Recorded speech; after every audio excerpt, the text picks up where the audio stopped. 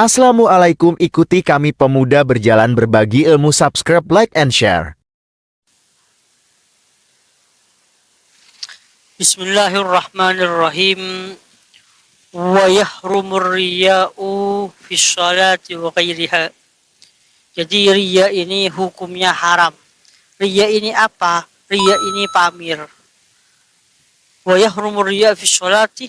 Riya hukumnya haram di dalam sholat dan selainnya sholat. Jadi semua walaupun di luar sholat hukumnya riya ini hukumnya haram. Apa riya itu?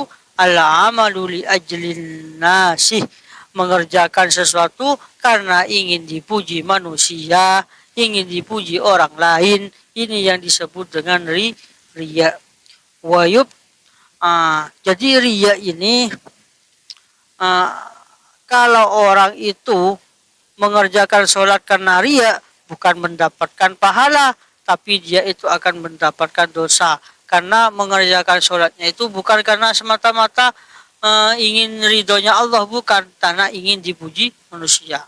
Kalau orang itu sholat dalam keadaan riya, maka ketika dia itu tidak ada orang, maka dia tidak sholat.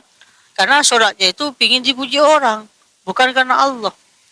Jadi kalau ada banyak orang baru dia itu khusyuk sholat. Tapi kalau gak ada orang dia tidak sholat. Inilah yang dikatakan dengan riya. Wa yubtilus sholata al-kalamu amdan. Jadi juga batal sholatnya bila mana berbicara dengan sengaja. Walau biharfaini, sekalipun itu bicaranya cuma 2 huruf seumpama.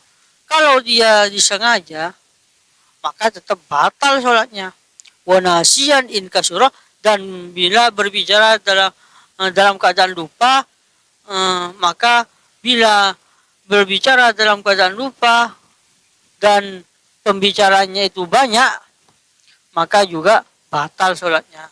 Kecuali dia itu lupa berbicara dan pembicaranya itu sedikit, maka itu tidak batal. Tapi kalau bicaranya banyak, walaupun lupa, tapi bicaranya itu banyak, maka dia itu tetap membatalkan sholat. Wa yutiluha al-amalul kasir, juga membatalkan sholat pekerjaan yang banyak. Seperti apa pekerjaan yang banyak itu? Maksudnya kasarasi hotawatin, seperti 3 tingkah. Orang itu sholat sumpama, lalu ketika sholat gatal begini kan sampai 3 tingkah, maka sholatnya itu batal. Atau loncat-loncat sumpama, loncat gini, loncat ke sana, loncat ke sini, loncat ke sini, maka ini juga termasuk dari batalnya sholat. Juga batalnya sholat al-wal aklu wasurbu, makan dan minum. Walaupun sedikit makannya sumpama, tetap kalau dalam sholat itu hukumnya batal sholatnya kalau makan. Makanya disunatkan ketika orang itu mau sholat, baru selesai makan, kumur-kumur dulu sebelum sholat, biar tidak ada sisa makanan yang tertelan dalam perut kita. Kalau ada yang tertelan, batal sholatnya. Wasurbu, dan juga minum, walaupun sedikit minumnya. Hati-hati kalau dalam keadaan sholat. Wangkisaful aurati illam tustar halan, kebukanya aurat apabila tidak ditutupi seketika itu. Ketika kita itu sholat sumpama, ada angin yang menyebar kita, terus lalu sarung kita itu terbuka dan kelihatan auratnya kita, kalau langsung ditutup maka tidak batal. Tapi kalau dia itu tidak langsung ditutup, masih dibiarkan saja, maka sholatnya itu batal.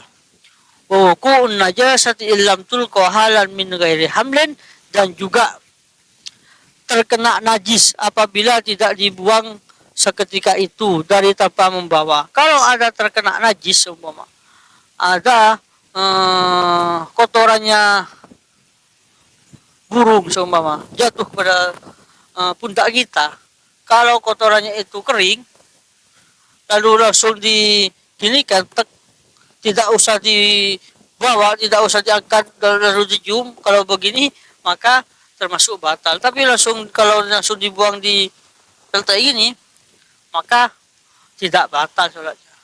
Gitu loh. Kalau sudah basah, plak, ini sudah tidak ada mahfuz sudah. Wa yubtiluha sabqul imami biruknaini fi'liyaini, dan juga batal sholatnya bila mana ada orang mendahulukan imam dengan dua rukun yang bangsa pekerjaan. Wa kada at-takhallub, begitu juga bila mana dia itu lambat dari imam dengan tanpa ada udur. Lambat dari imam dengan dua rukun seumpama. Imamnya atau mendahulukan, imamnya masih takbir, dia sudah sujud seumpama, ya batal. Atau lambat, imamnya sudah sujud, dia masih baru takbir seumpama, ya maka batal sholatnya. Harus sholat dari awal lagi begitu. Wala tasihu wallahu a'lam bishawab.